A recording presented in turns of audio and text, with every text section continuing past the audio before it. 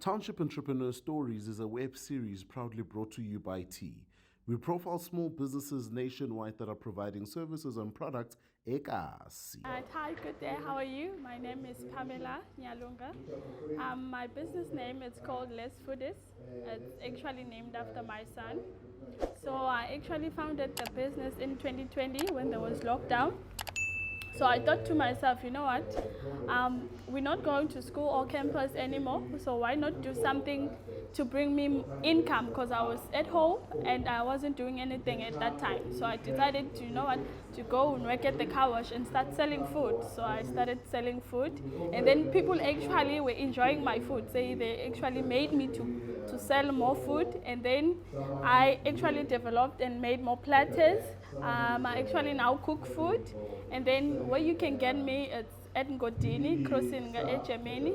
My number is 0661 322 712. Hi, my name is Pamela Nyalunga, and I am a township entrepreneur.